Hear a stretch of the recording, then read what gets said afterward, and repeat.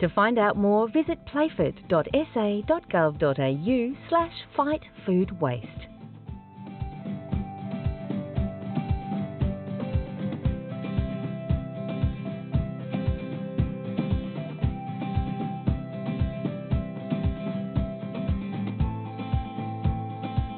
Want to know what's happening in the community? Subscribe to our e-newsletter, Playford News, at playford.sa.gov.au, and you'll be on top of stories, news and what's happening in Playford.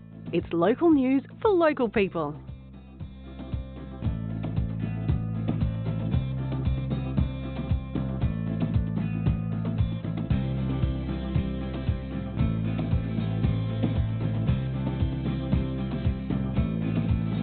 Want to get involved in your community?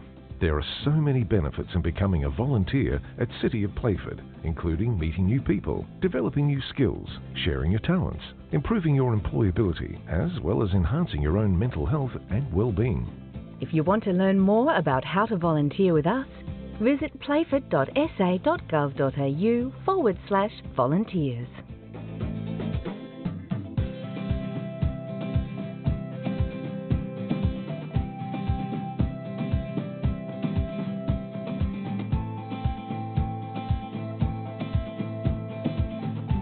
Feedback about our city's future from our community is really important. It helps us prioritise your needs when planning services, projects and other initiatives. A convenient way to have your say and stay in the loop on any upcoming consultations is by registering your details on our Engagement Hub website at playford.engagementhub.com.au. We look forward to hearing from you.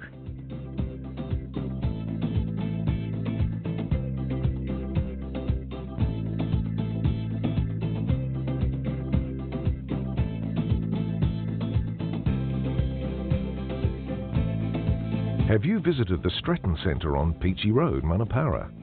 Designed to support growth in the city of Playford, the centre offers dedicated workspaces from less than $10 per day. There's also state-of-the-art event and meeting spaces for hire, a complimentary business support service to help you upskill, apply for grants and grow, workshops and networking, as well as training for young kids right through to adults. Plus, the City of Playford Library. Contact our team for a tour on 8254 4666 or visit the Stretton Centre at 307 Peachy Road, Manapara.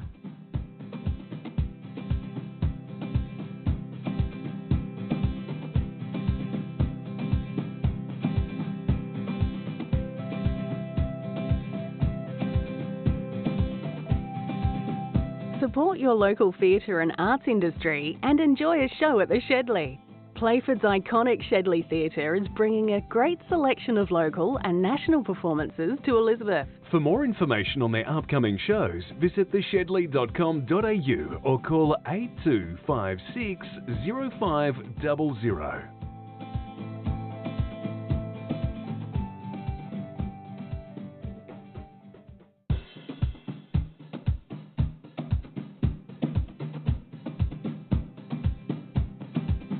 Did you know your food scraps should go in the green bin or a home compost system?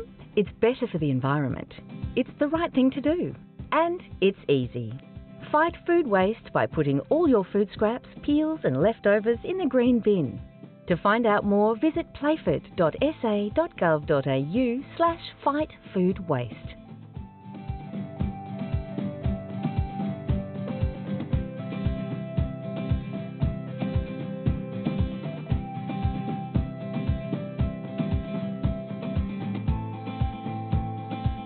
Want to know what's happening in the community? Subscribe to our e-newsletter, Playford News, at playford.sa.gov.au, and you'll be on top of stories, news and what's happening in Playford.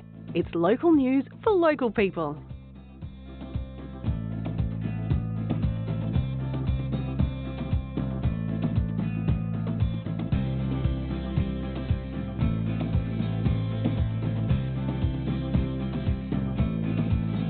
Want to get involved in your community? There are so many benefits in becoming a volunteer at City of Playford, including meeting new people, developing new skills, sharing your talents, improving your employability, as well as enhancing your own mental health and well-being. If you want to learn more about how to volunteer with us, visit playford.sa.gov.au/volunteers.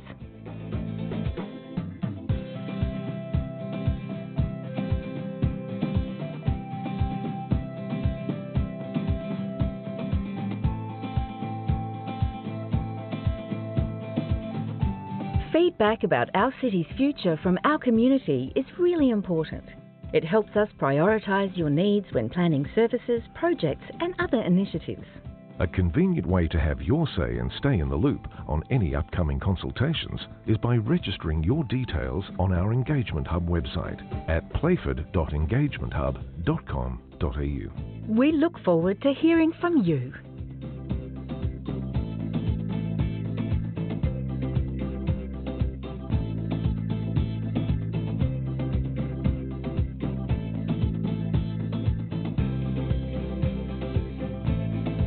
Have you visited the Stretton Centre on Peachy Road, Manapara? Designed to support growth in the city of Playford, the centre offers dedicated workspaces from less than $10 per day. There's also state-of-the-art event and meeting spaces for hire, a complimentary business support service to help you upskill, apply for grants and grow, workshops and networking, as well as training for young kids right through to adults. Plus, the City of Playford Library. Contact our team for a tour on 8254 4666 or visit the Stretton Centre at 307 Peachy Road, Manapara.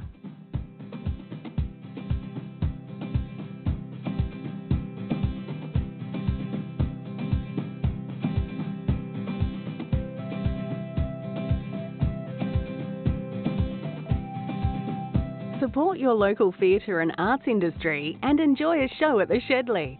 Playford's iconic Shedley Theatre is bringing a great selection of local and national performances to Elizabeth. For more information on their upcoming shows, visit theshedley.com.au or call 8256 0500.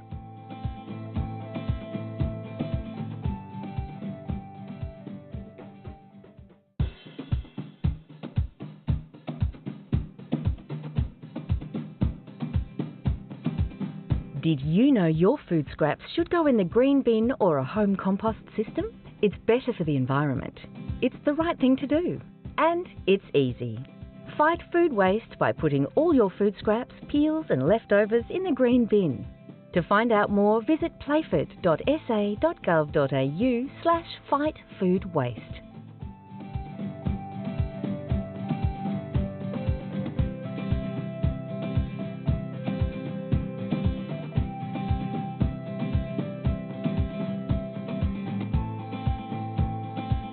Want to know what's happening in the community? Subscribe to our e-newsletter, Playford News, at playford.sa.gov.au and you'll be on top of stories, news and what's happening in Playford. It's local news for local people.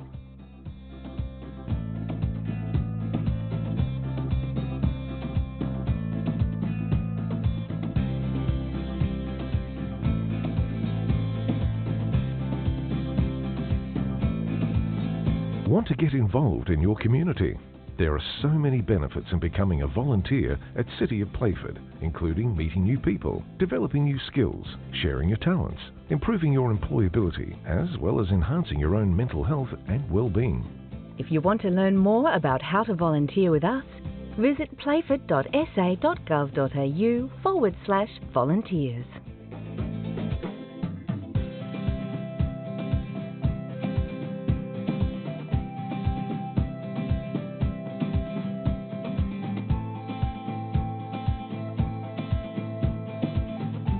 Feedback about our city's future from our community is really important. It helps us prioritise your needs when planning services, projects and other initiatives. A convenient way to have your say and stay in the loop on any upcoming consultations is by registering your details on our Engagement Hub website at playford.engagementhub.com.au. We look forward to hearing from you.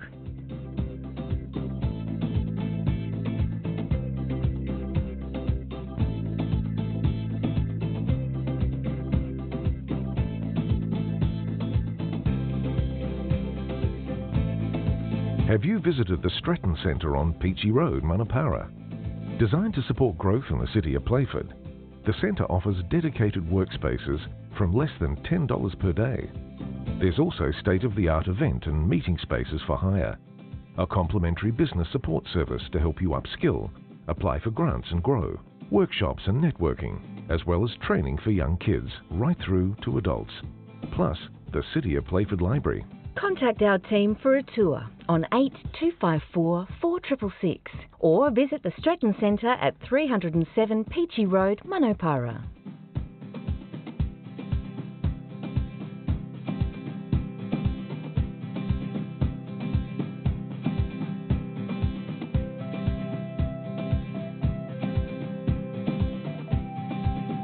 Support your local theatre and arts industry and enjoy a show at the Shedley.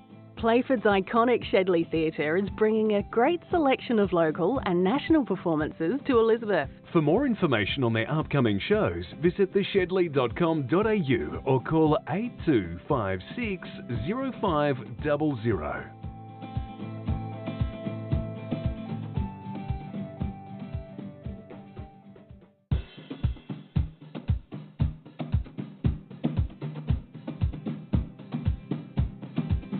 Did you know your food scraps should go in the green bin or a home compost system? It's better for the environment. It's the right thing to do. And it's easy. Fight food waste by putting all your food scraps, peels and leftovers in the green bin. To find out more, visit playford.sa.gov.au/fightfoodwaste.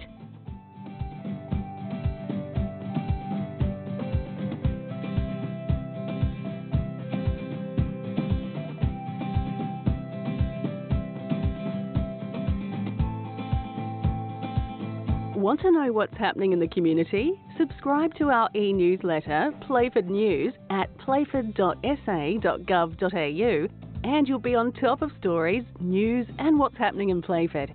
It's local news for local people.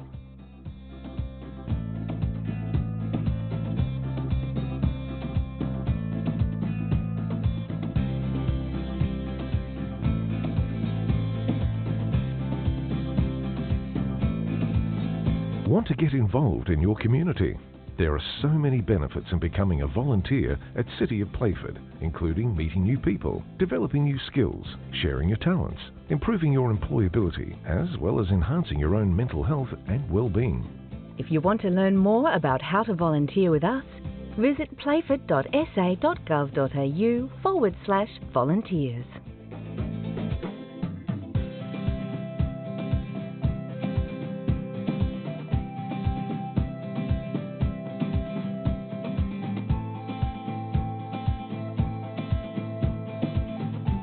Feedback about our city's future from our community is really important. It helps us prioritise your needs when planning services, projects and other initiatives. A convenient way to have your say and stay in the loop on any upcoming consultations is by registering your details on our Engagement Hub website at playford.engagementhub.com.au. We look forward to hearing from you.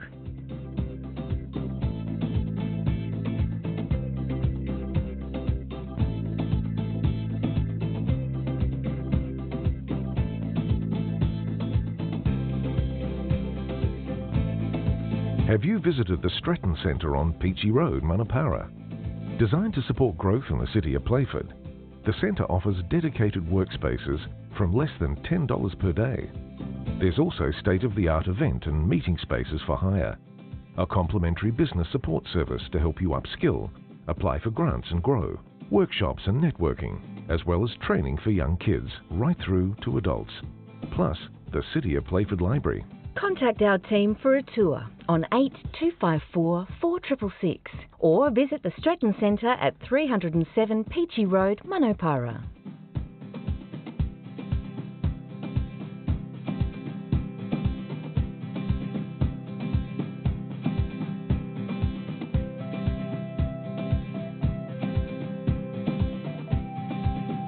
Support your local theatre and arts industry and enjoy a show at the Shedley.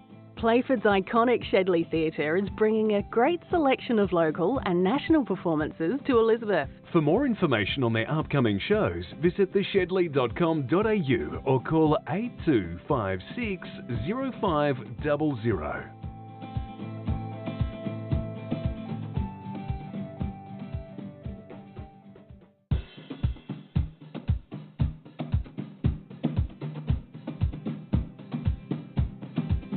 Did you know your food scraps should go in the green bin or a home compost system? It's better for the environment. It's the right thing to do. And it's easy.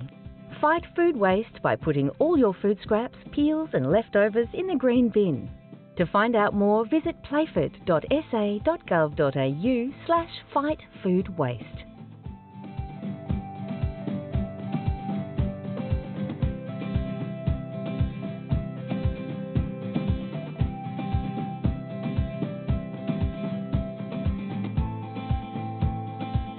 Want to know what's happening in the community? Subscribe to our e-newsletter, Playford News, at playford.sa.gov.au, and you'll be on top of stories, news and what's happening in Playford.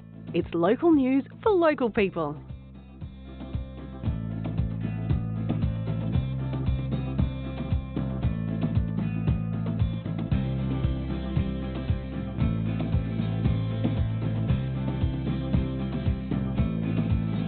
Want to get involved in your community?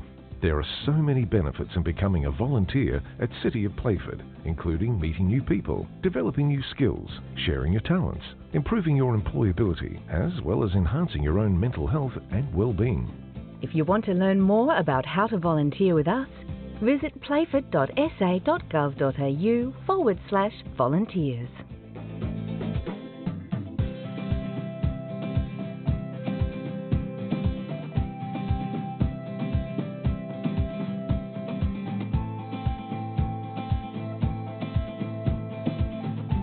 Feedback about our city's future from our community is really important. It helps us prioritise your needs when planning services, projects and other initiatives. A convenient way to have your say and stay in the loop on any upcoming consultations is by registering your details on our Engagement Hub website at playford.engagementhub.com.au. We look forward to hearing from you.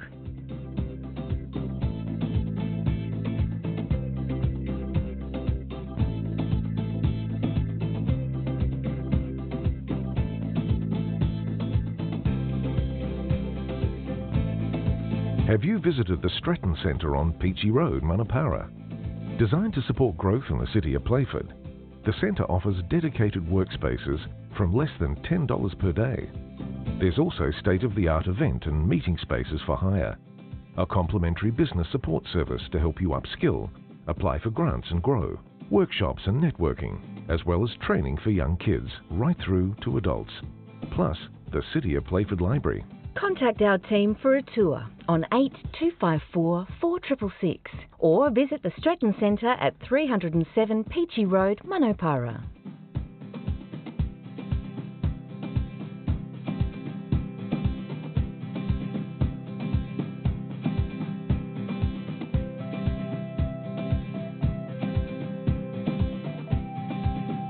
Support your local theatre and arts industry and enjoy a show at the Shedley.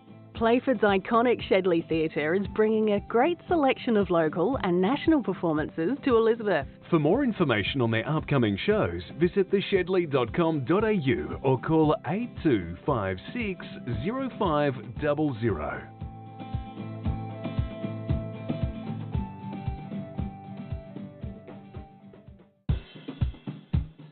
And welcome to tonight's Strategy and Services Committee meeting. I open the meeting at 7 p.m. We'll just move on to the attendance record. Do we have everyone present? Yes, we do. No, so we've got one which is, so I've got an apology from Councillor Arifi. Thank you. Moving on to item 2, confirmation of minutes. We've got a recommendation before us. Do we have someone happy to move that way?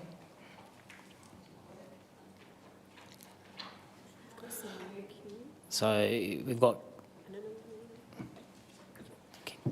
Sorry. That's, Okay. See next one. Next one. so we've got Councillor Smallwood-Smith. You happy to move that way? I'll second it, yes, thank you. Yep, thank you. And Councillor Stroitt? No. So moved by Councillor Smallwood-Smith. Would someone like to second that? Sorry, it was moved by Councillor Stroitt. Oh, Seconded by okay, sorry. All right, sorry, with this new technology, I missed that, so thank you. So moved by Councillor Stroitt and seconded by Councillor Smallwood-Smith. Is there any discussions? If everyone's happy, I'll put that to a vote. Everyone in favour? I declare that carried. Thank you. Moving on to item 3, declarations of interest. Are there any? If there's not, we'll move on to item 4, which is deputations, representations, which we have as nil. Moving on to item 5, 5.1, Accommodation Diversity Code Amendment Report on page 6. We have a staff recommendation there before us. Next on. Mayor Doherty, you'd like to move that way? I will move, but I'll move option 2. So option 2 is option 1 with the additional changes to our submission that in the significant retirement facility and supported accommodation sites overlay that a minimum floor height of 3 stories is envisioned in the strategic innovation zone and the urban activity zone, with setbacks to be minimised to maximise development in this zone. Thank you, Mayor Doherty. Do we have all that noted on the screen?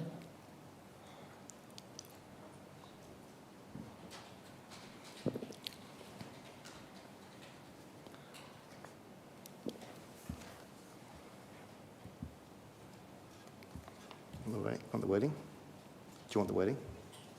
I've just got it written down here. I can read it out again if you like. Yeah, that'd be great. Yep. Thank you, Mayor Doherty. That the significant retirement facility and supported accommodation site overlays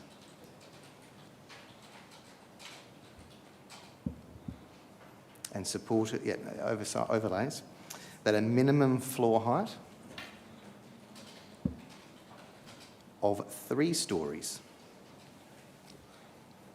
in the strategic innovation zone and the urban activity zone,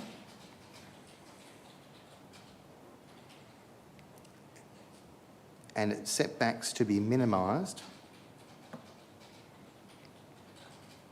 to allow for maximum development in this zone. And I'll speak to the reasons why I want to do that.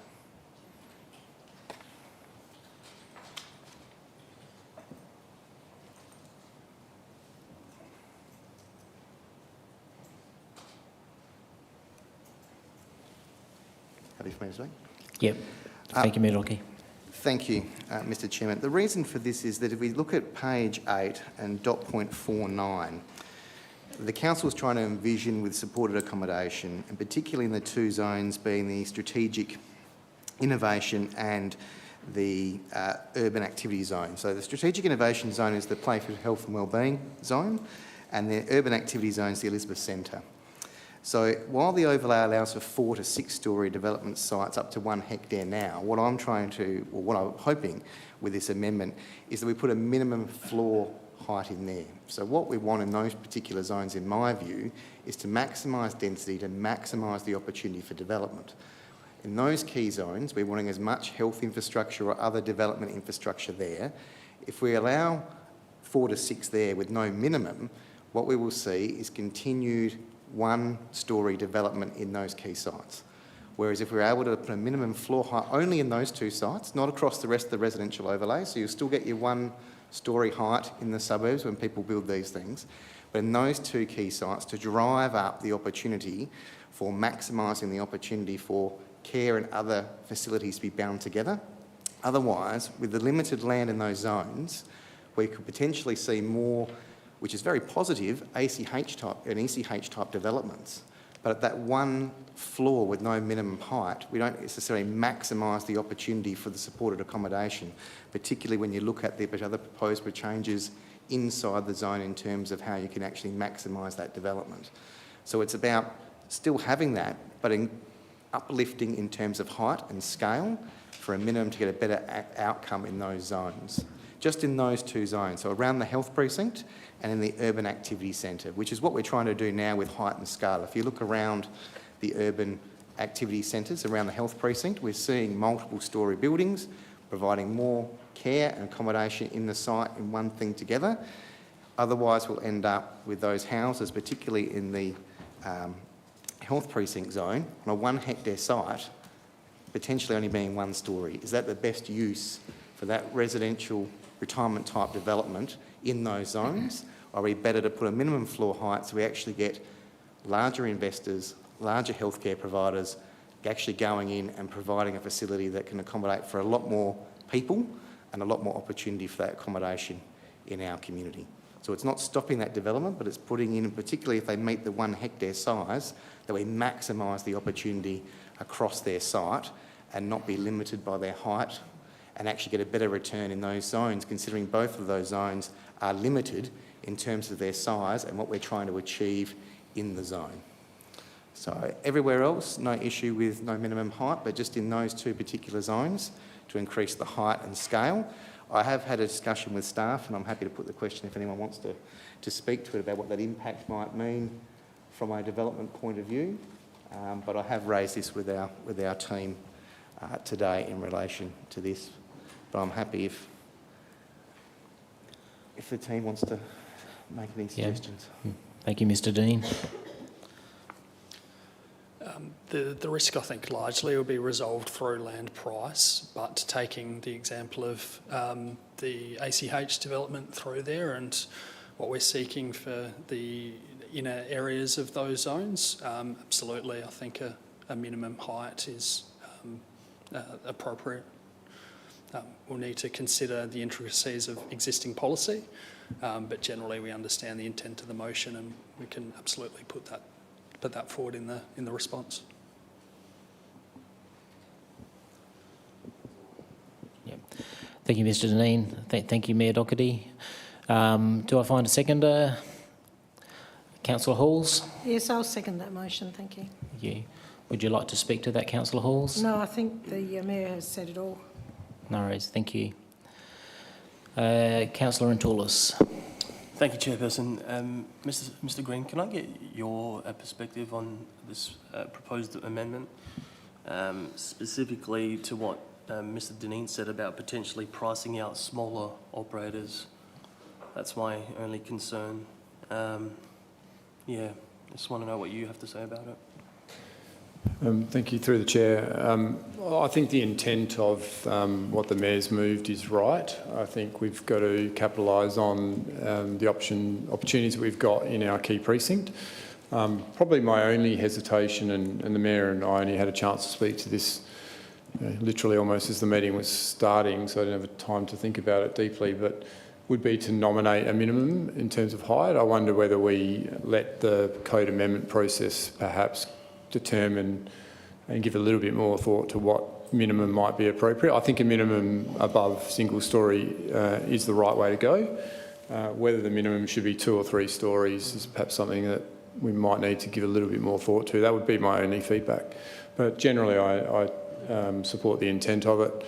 I think the market will resolve the rest of the issues. There'll still be capacity for smaller operators to maybe to co-invest with others. I think there's different ways around that. Nice, thank you. Thank you, Councillor Ntoulis. Councillor Strowett. Thank you.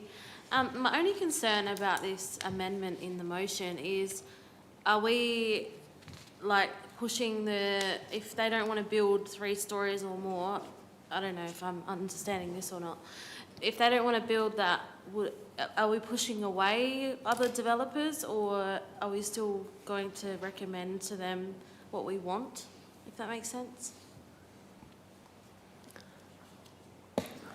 I'll have a go at that first. if you like.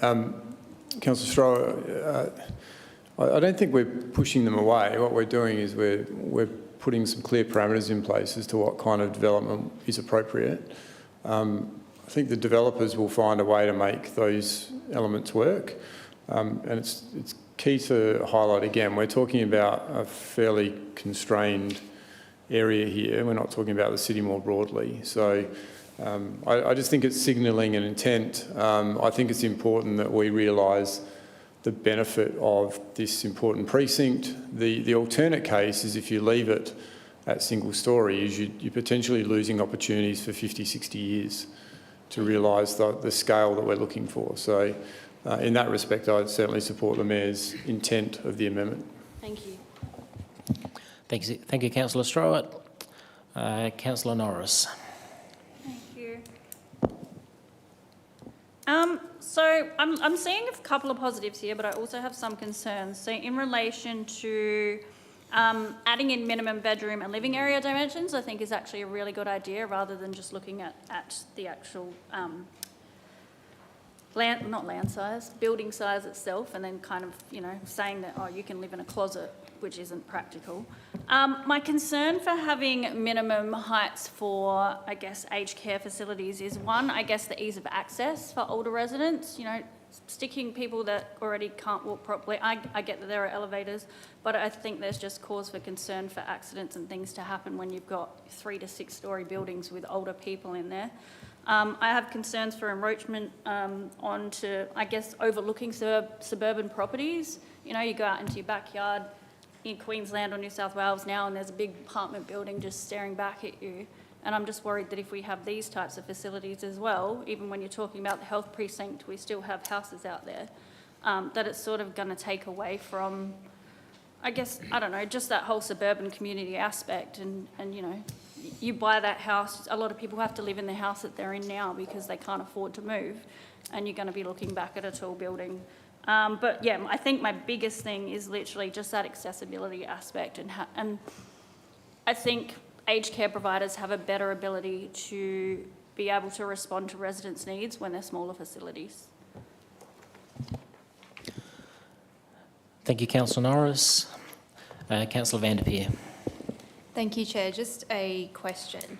Can staff provide advice on the height of other proposed developments in that area, like I don't know what it's called in this motion, like the urban activity zone, for example, like the innovation building and the hotel, if we're able to speak about that openly. Yeah.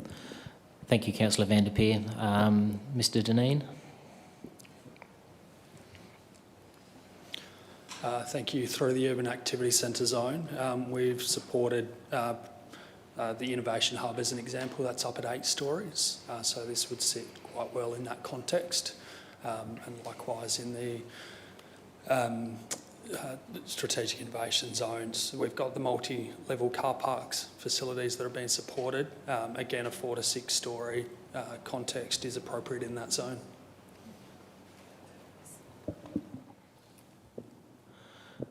Thank you, Mr Dineen. Thank you, Councillor van der Peer. Are there any other? Yes. Councillor Marsh. Yeah, thanks, Chair. Can I just ask the administration in relation to if we were to make an amendment and bring in a minimum floor height, how would we best make our judgment evidence-based to say that 2 is the magic number, 3 or 4 is the magic number, which will obviously deliver our strategy, but also not, I'm cautious as well, not knocking back investment in this area. We know where we've put some considerable restrictions on. The CBD's a prime example of a vision that has failed to deliver for quite some time, and we've put some restrictions on that area. So coming back to my question to the staff, how would we best educate ourselves tonight to say that 3 is the magic number and it's not 4, or if it's not 2? Thank you, Councillor Marsh. I think that's a really good question. I might actually ask Mr Dineen to first respond to that. It's appropriate consideration as to what is the magic number. Is it 3? To give some context, the policy you're looking to support is relevant to 1 hectare sites.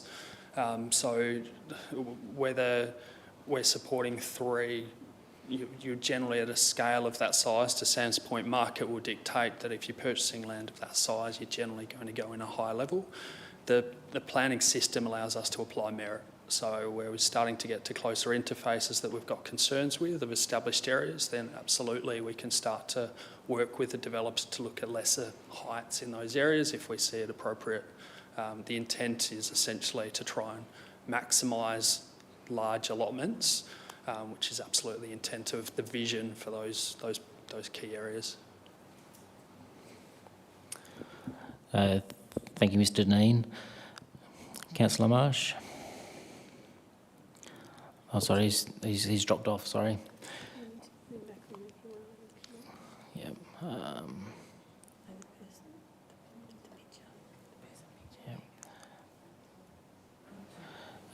Sorry, Councillor Marsh, you didn't have anything further to that? No, I was just waiting for the response. Happy to support it. I think it's just important that we've got some heavily backed decisions, and we're not experts in delivering such, I don't know,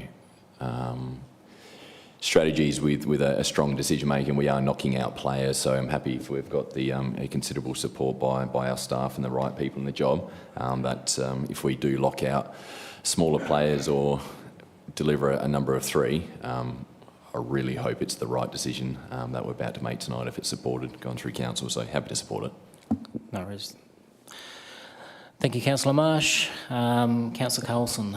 Thank you. I just wanted to ask staff, I think Councillor Norris raised some good points, and I just wanted to understand it a bit more. So we're looking at like a 1 to 2 hectare site, potentially 3 stories. I just wanted to see if there were some comments from staff about what Councillor Norris raised about the people with, aged people going up that many stories, and I understand supported accommodation is for people with disabilities.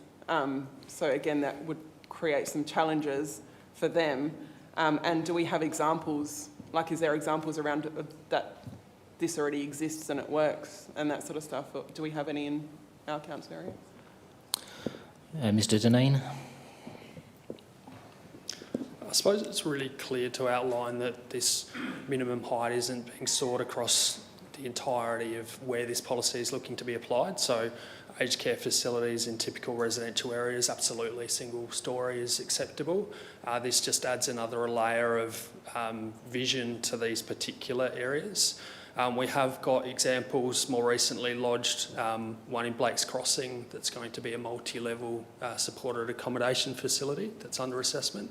So the market is being considered in that space and looking to move to height.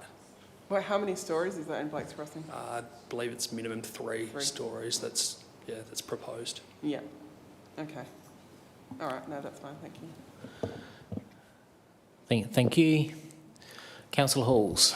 Just a couple of questions. Is height restrictions go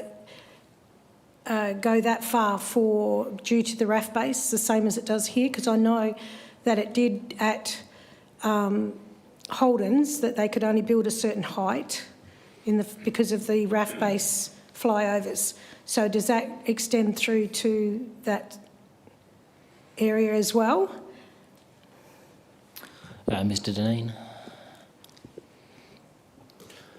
I couldn't absolutely tell you with accuracy, but to keep in mind that overlay would still apply. So in that particular scenario, if that overlay was to contravene this proposal, then that overlay would trump. There's consideration needed for those type of applications to seek the approval of the defence facilities under a separate set of legislation, so it would be covered in that respect. The separation of the strategic innovation zone and considering the urban activity centre zone, the 8-storey went through that process and it was appropriate. Likewise, you're seeing. So cut long story short, the minimum 3 doesn't raise concerns for me with respect to the defence area overlay.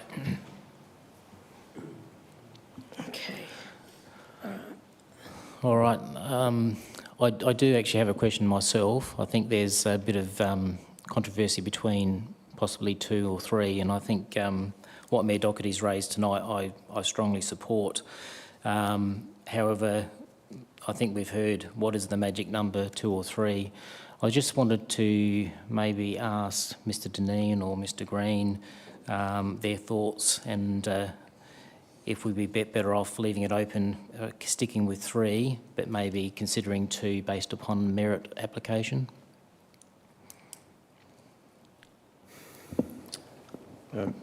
Through the Chair, and to respond to your question, Councillor Kerrison, as I said earlier, I think there's a way through this where rather than make a decision on the number tonight on the fly, you could consider a different amendment that talked about a minimum exceeding single story, meaning sort of 2 or more, to be considered as part of the code amendment. That way some further investigation can be done around the issues associated with 2, 3 or whatever. Leaves it open-ended. It achieves the intent that I believe the Mayor's looking for.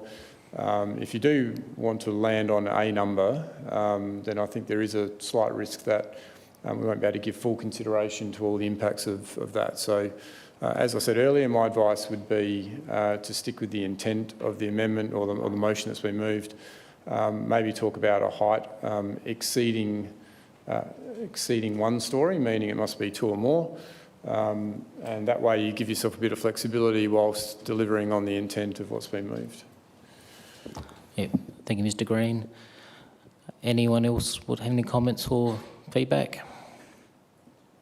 If not, I'll put that for a vote. All those for? And all those against? Cool. Okay, I'll call that carried first, and then Councillor Halls would like to call a division. So all those supporting, can you raise your hands in favour?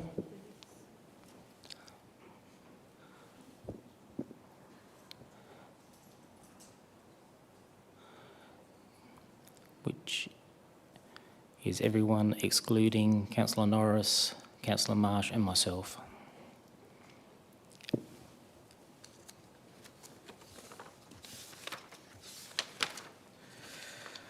Okay, thank you.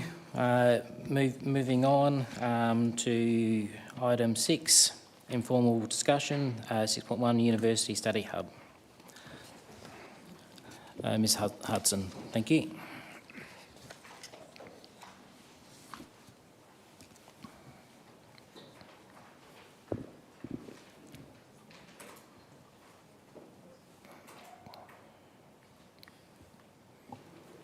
Thank you. As the slide says, I'm here tonight to talk about the Study Hub. Many of you would be aware that there's a fair bit of research around that suggests that having university studies is an important part of building community, both for the community's perspective as well as from an individual's perspective. And there are a lot of really good reasons why we would be supporting tertiary studies in our community. We did some of the data associated with our council area in relation to university qualification. I've just put on the screen up there. Given those figures, we undertook a research consultancy in 2021 to understand the barriers around what was not supporting our community to participate in university studies. And some of the things they advised us of at the time was that they felt affordability of study was a barrier for many people. And some of our people also found distance to be a barrier, given that, you know, the minimum location to study at university is Mawson Lakes for some, City for others, and for other people it may even be kind of in the south. So we've been thinking about that a lot. There's been a lot of thinking being going on in our region around how we support universities having a presence in Playford. And we, Sam and our advocacy efforts has looked at talking to the universities about having a presence here. The Stretton team have done some work in bringing university foundation studies out here. So there has been some effort to bring your university presence to Playford. In 2018, the Australian government funded new regional study hub initiative. Those study hubs were largely based in the regional areas. And as an example, some of you might be aware there's one at Barossa, one at Murray Bridge. There are a couple in our regional areas in South Australia. They're also in regional areas across Australia. They've been quite successful. It's been a successful program over the last few years. And the suburban study hubs, or the regional study hubs, and what I'm going to talk about tonight, the suburban study hubs, give students in the regional areas or in the location that they're living safe and better access to tertiary education. It provides them a space where they can come together. It provides them services and support that helps them with their university studies. It can include things like faster internet access. It can include quiet spaces. It can include career guidance and pastoral care. They're a community-driven space. They often are supported by university activities. So depending on which the study hub is, some of the universities have active presence there. In some of the other study hubs, there is a less active presence for the universities, but there's general wellbeing and support in a way that encourages and supports students staying in the tertiary education sector. So in 2024, there was an announcement that there was going to be funding available for suburban study hubs in the outer suburban areas. Greg led the team in consulting with the universities, not only in South Australia, but also some interstate universities, along with TAFE and NASA, about developing a partnership to put in a bid for study hub funding. The bid that we put in, or the proposal that we put in for the suburban study hub, was led by us. We have an agreement with TAFE that we can base the study hub on the TAFE campus. And we started to have conversations with the universities about being in partnership with us, and those conversations were really positive, to the point where we said to them, if you want to be in a partnership, you kind of need to have some skin in the game, and that skin in the game meant that they were prepared to make a financial contribution as well as an in-kind contribution. So that was the basis on which we put our application for the grant. You would be aware, I think, based on a memo, that we were successful in winning a grant for the suburban study hub. The grant is a $1.8 million grant, which contributes to both a capital build, so a capital, not build a new building, but capital funds in order to fit out the study hub, as well as some operating money for the period of the grant, which is about 18 months, roughly. So the aims of the hub are to create a visible space and a really prominent education presence. I've been talking to the team about having a very big giant sign on the corner of NSS roundabout to announce that we've got a study hub locally. We're debating how much that's going to cost, but we'll sort that out at some stage.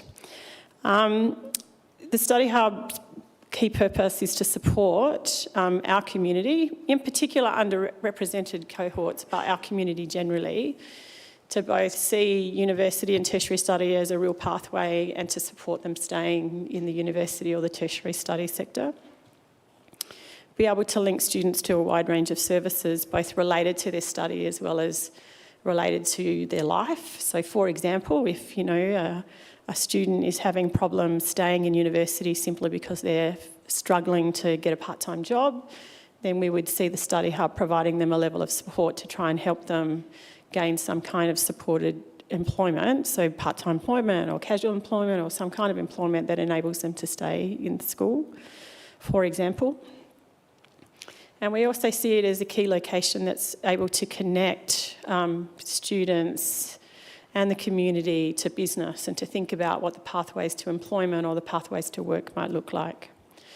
The study hub itself is agnostic from an institution or a university perspective. So anyone who is studying any tertiary qualification from any university, whether that be a South Australian university or a national university, or even to some extent an international university, will be able to study at the study hub. So it's about providing a place for those people to feel welcome and supported. For those who know TAFE, the study hub will be based in what I understand is the old cafe. So these are a couple of pictures of it in its current form. The funding that we've received will help us do the internal fit out. TAFE has agreed that they will also do some work on the external fit out. So the bottom picture on the right is kind of the external out-facing kind of, I don't know, patio or external foyer space, however you want to describe that. TAFE have also committed to providing some support to upgrading that part of the facility as well. We have an arrangement with TAFE where the study hub will pay effectively a peppercorn rent for that space. The new fit out, we're currently working through that at the moment, and I apologise we couldn't get a colour version of it. But this is the rough guide around what the fit out will look like, and you'll see, does this, how do I press the, no? Which one? That one, okay. So what we've tried to do is to create the space as flexible as possible. So this space here is effectively kind of kitchen and facility. So if students, want to be able to heat up their lunch or their dinner or those sorts of things, they will be able to do that in that space. There'll be minimal kind of kitchen facilities. There's also lots of different types of study spaces. So we'll have some kind of, self-study pods, if you like. We also have areas where you can collaborate or work together. This space here can actually kind of close off with sliding doors so that it becomes a meeting room. So if we wanted to have groups or if we wanted to have kind of other sessions in there, we would be able to do that. So we've tried really hard to make it as flexible as possible. The other thing we've talked about from a team's perspective, and one of the importance of including NASA as part of the partnership, is encouraging high school students to engage with the hub as well so that they see a pathway into tertiary study. So we're in the process of just determining how the business model will work, but we may end up offering things like homework clubs to high school students and those sorts of things as a way of encouraging them to feel comfortable in the hub and therefore encouraging them to feel comfortable that tertiary study is a reasonable pathway for them. The hub is going to be open 24 hours, 7 days a week. It won't be staffed 24 hours, 7 days a week, but it will be open for students. So for those of you who have students in your life, you'll know that some of them like to study at 2 o'clock and 3 o'clock in the morning, and if that's what they want to do, then yes, they can do that. We'll have a registration kind of hub fob system, so we have taken into account factors in relation to security and those sorts of things. TAFE has also agreed to, as part of their contribution, provide for some loan laptops, some loan computers, so we anticipate having that service available as well.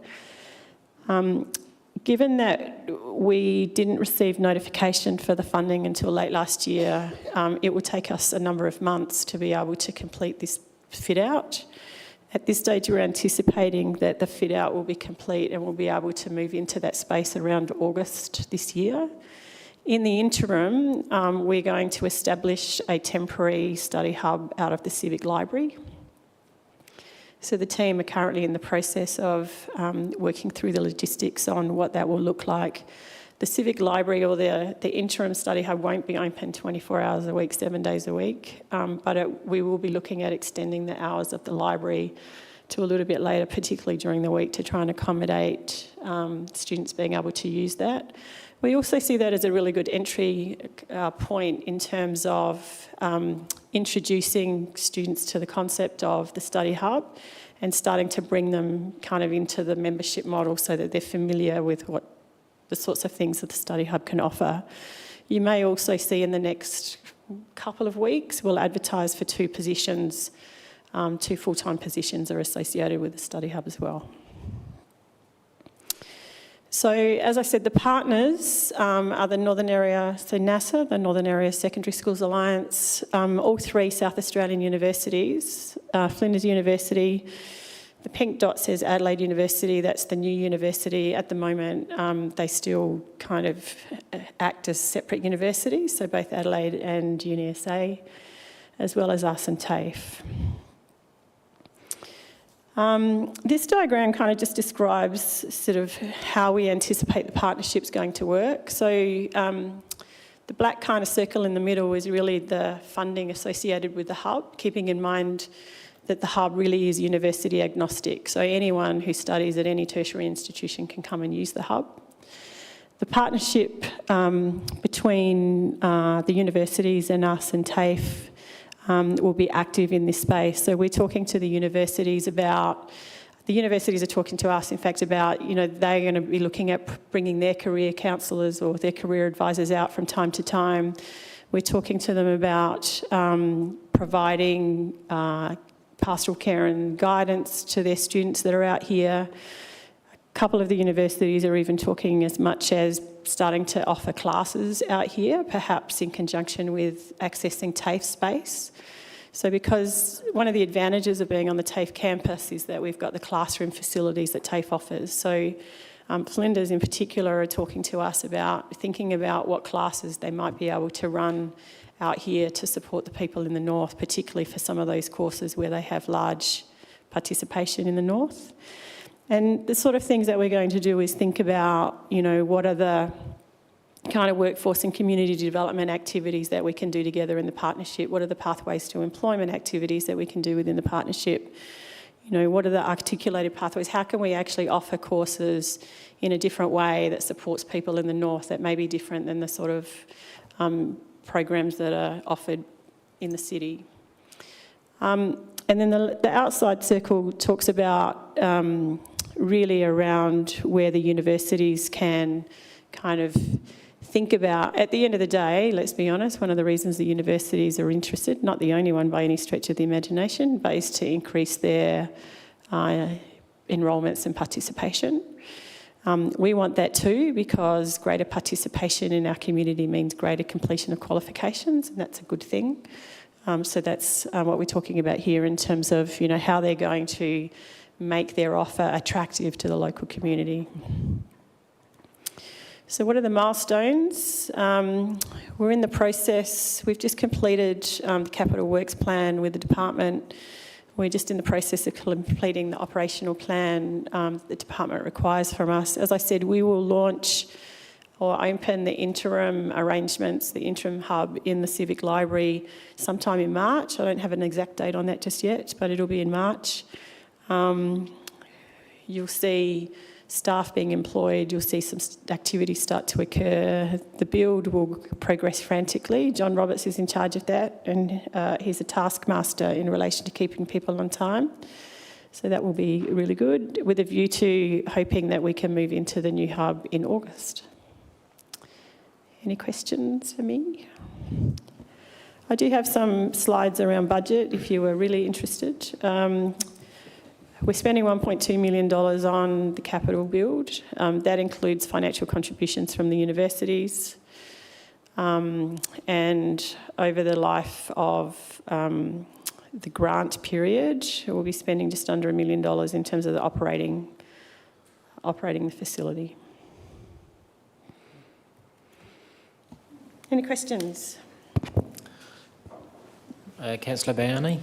Yes, thank you so much, Tina. That was really great, and I'm looking forward to see the complete version of this study hub. And I would really, would appreciate that if you could do that early, but that's fine because I'll finish my uni by May. This year, but that's fine. And I have to go to Mosa Legacy, but that's fine. We'll invite you to the opening anyway.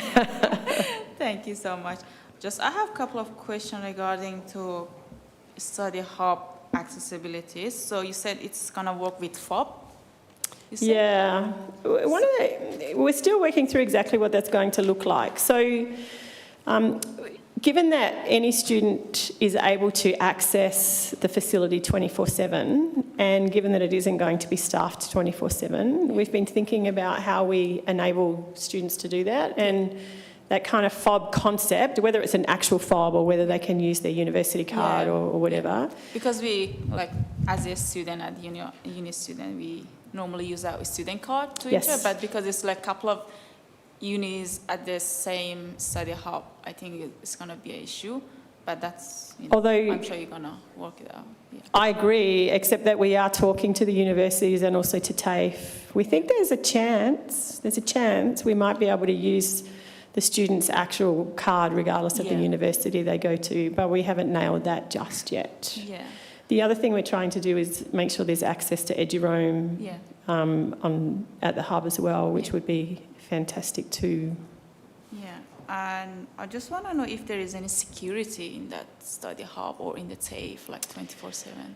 So TAFE has security on campus that we will be able to utilise when they are on campus. So they're not on campus 24/7, but they do have extended hours. Yeah. So students will be able to access security that is on site during those hours. Yeah. We've taken security into consideration in relation to the build.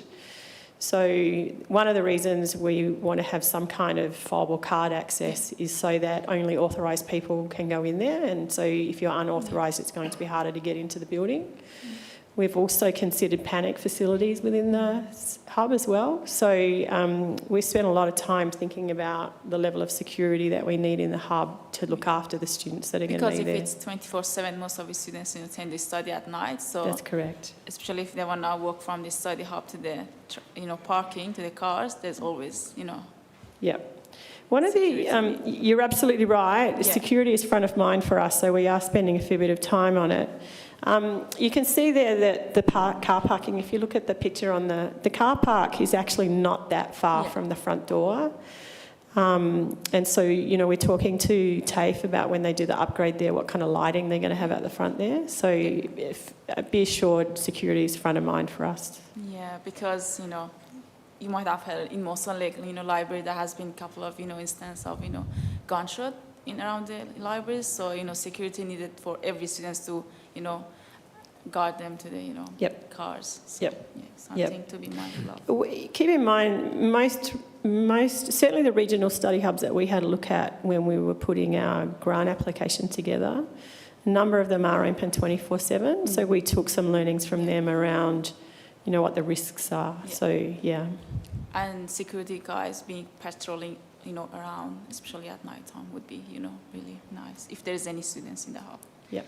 And just another question. So you showed the picture of the, the map of the building. Is there any desk with a computer, or is there only computers to borrow? We haven't quite waded our way. Yes, I'm getting nodded yes. So we haven't quite waded our way through how many computers and sort of stuff yet, but we will have some desktops and we will have some laptops to borrow. Just believe me, working with those lone, computers, especially with different, students from different units, is going to be, very difficult. And if there is any printer in place, how they're going to print? There'll be a printer. Yeah. No worries. That's all my question. Thank you. Thank you. Thank you, Councillor Varney. Councillor Marsh.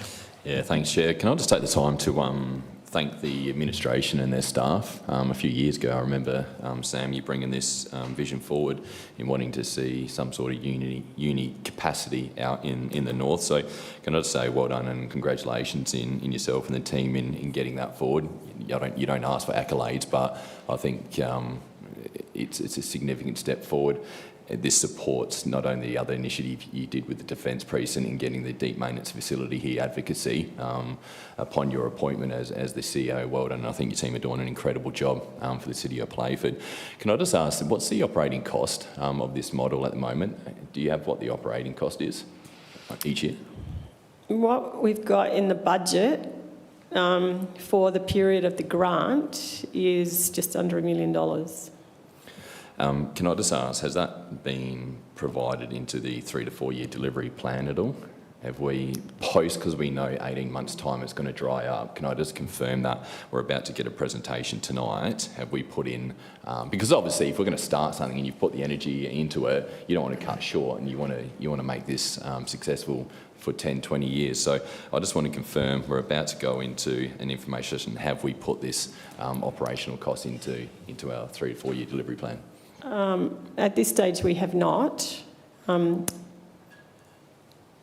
I think that it's necessary for us to spend a little bit of time running the facility and understanding what's involved, understanding what the business model is, and understanding what the true operating costs are. So we've made some assumptions here based on what we think is going to happen.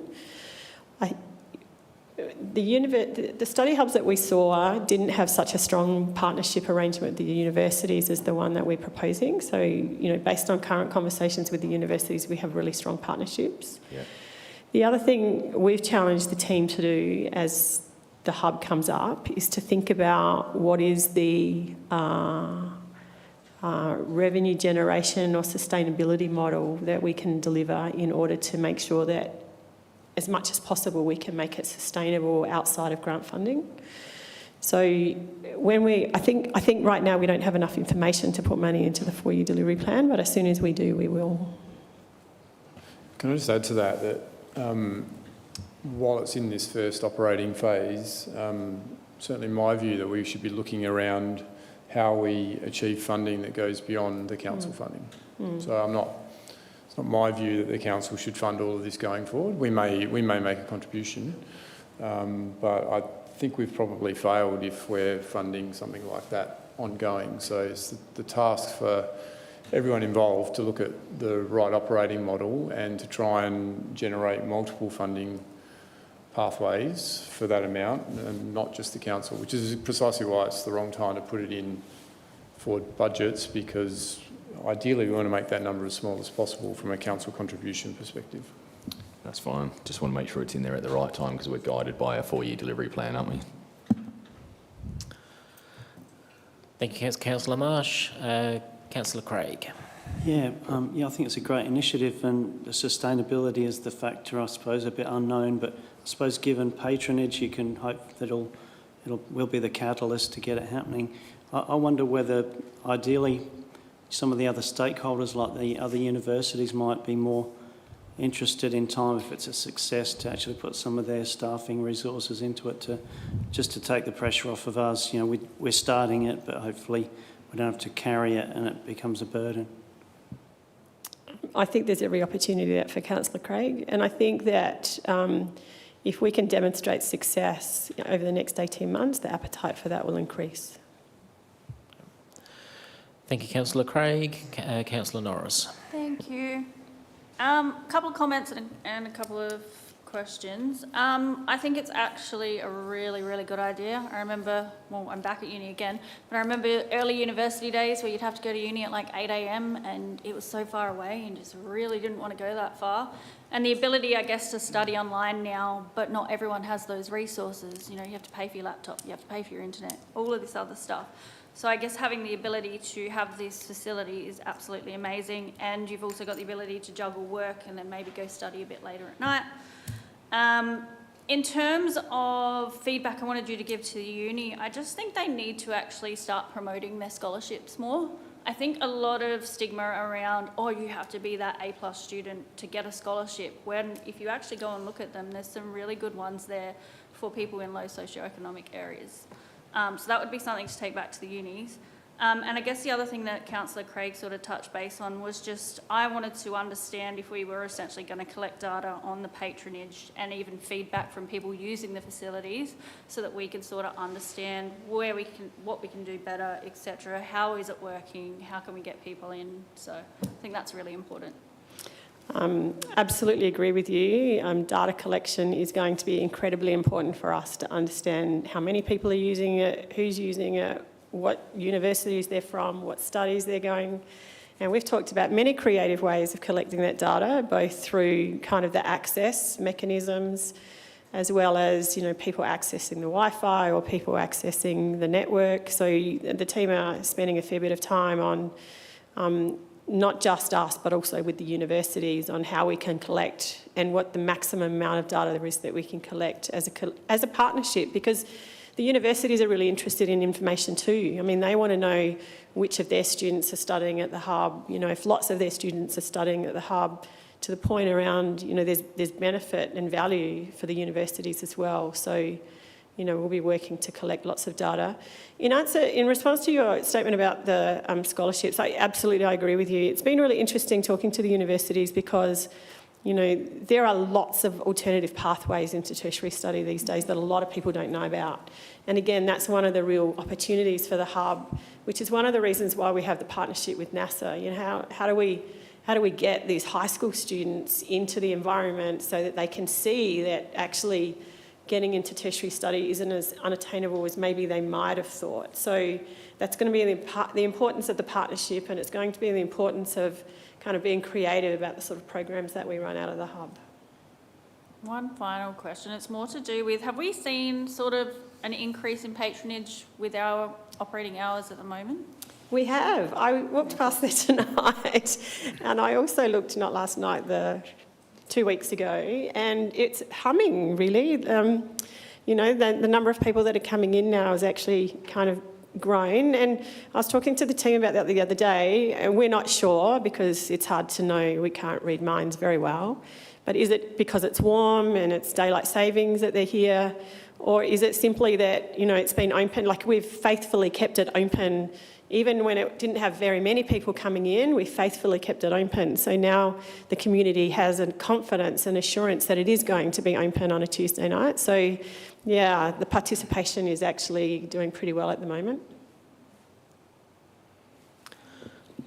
Thank you for your questions, Councillor Norris. Are there any other questions? Councillor Bayani? I have one last question, which is not about the study hub, it's about the Civic Centre here. So if we have the FOB and we have 24/7 access to Civic Centre, can we enter the building or not? Yeah, no. So the Civic Centre temporary hub will not be open 24/7. Yeah. And so, again, we haven't quite finalised the operating model, but it's likely that the Civic Centre will be staffed. So the need to access via FOB may not be necessary. Yeah. In fact, probably won't be necessary. Yeah. So it's a different scenario. Nonetheless, the way our FOB systems work is you can restrict people on where they go. Yeah. So, yeah. No worries. Thank you. But it's more likely that this temporary space will probably have staff in it at the times that it's open. Yeah. Thank you. Thank you. Councillor Halls? Thank you very much for that presentation. That was great. It was good to hear that something is finally coming to our Playford residents. It's well needed. So when we extend the hours for the library, are we going to extend the security as well? A security guard or not? Yeah, we'll take that. I can't answer that you're gonna specifically right this moment. No, that's right. But we'll certainly take that into consideration. Yeah, not that I think there'll be a problem, but just to keep everybody safe, that was all. Thank you, Councillor Halls. If there's no other questions... sorry, Mayor Doherty.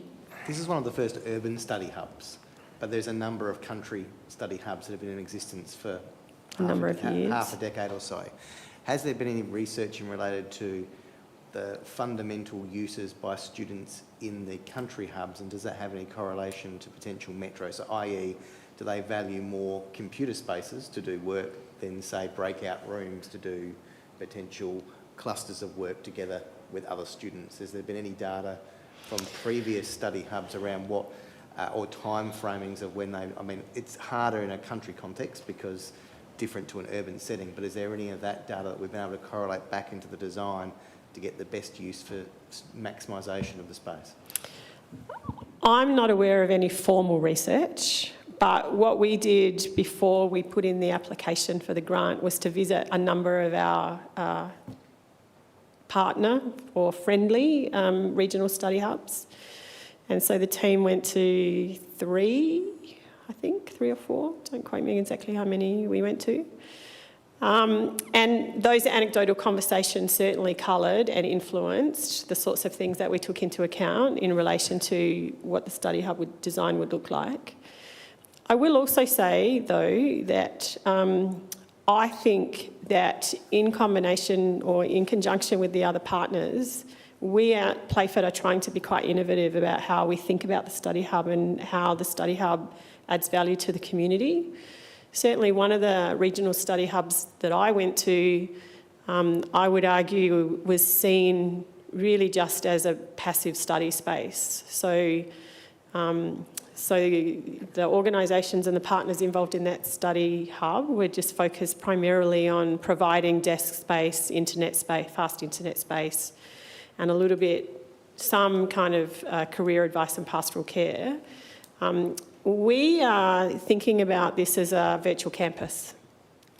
So it's not just, we're funded for the study hub, which was the kind of core, black circle. We want this study hub to be more than just a kind of space where you can come and study. We want it to be the place where people see pathways into employment, they see pathways into tertiary study, they see pathways into meeting other students, being a bit of a virtual campus. So I think we're slightly more ambitious than some of the regional study hubs. Let's hope we're successful. That's the intent. Thank you for the question, Mayor Doherty. Councillor Strowett. Thank you for your presentation, Tina. My only concern about it being in the Civic Centre, are we taking away the library and the children's part of the Civic Centre? No? We won't be taking away the library or the children's part of the Civic Centre, no. Phoebe, the library manager, has been working actively with the team about the best way to accommodate both aspects of both the study hub and the library, and I understand the team are quite excited about the opportunity of having the study hub in the library and the opportunity that presents to the library as well. So we're not taking away any of the service, we're just supplementing it. Okay, thank you. Thank you, Councillor Strowett. If there's no other questions, I'll say thank you very much, Ms Hudson. Very, very much appreciated. Thank you. Moving on to item 7, informal actions. If there are none, we'll move on to item 8, confidential matters, which are nil. Thank you everyone tonight for your attendance and your input, and I'll close the meeting at 7:58. Thank you very much for your attendance.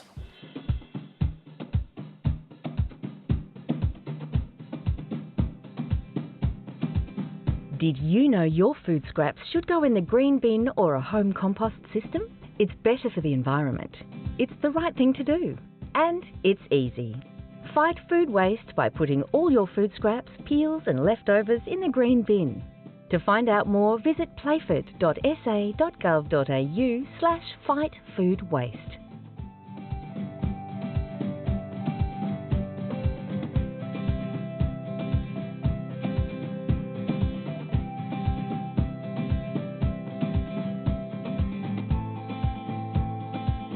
Want to know what's happening in the community? Subscribe to our e-newsletter, Playford News, at playford.sa.gov.au, and you'll be on top of stories, news and what's happening in Playford.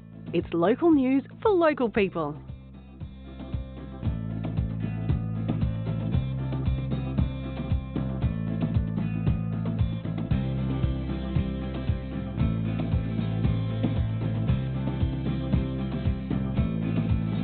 Want to get involved in your community? There are so many benefits in becoming a volunteer at City of Playford, including meeting new people, developing new skills, sharing your talents, improving your employability, as well as enhancing your own mental health and well-being. If you want to learn more about how to volunteer with us, visit playford.sa.gov.au/volunteers.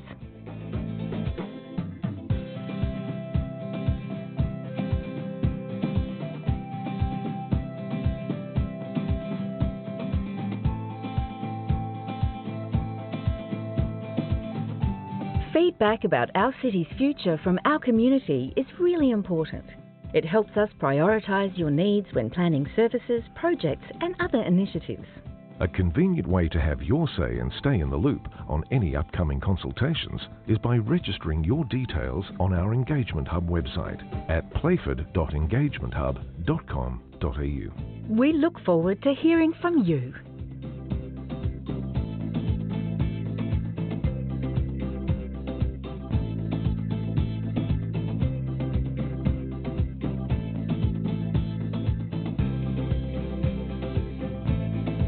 Have you visited the Stratton Centre on Peachy Road, Manapara? Designed to support growth in the city of Playford, the centre offers dedicated workspaces from less than $10 per day. There's also state-of-the-art event and meeting spaces for hire, a complimentary business support service to help you upskill, apply for grants and grow, workshops and networking, as well as training for young kids right through to adults. Plus, the City of Playford Library. Contact our team for a tour on 8254 4666 or visit the Stratton Centre at 307 Peachy Road, Manapara.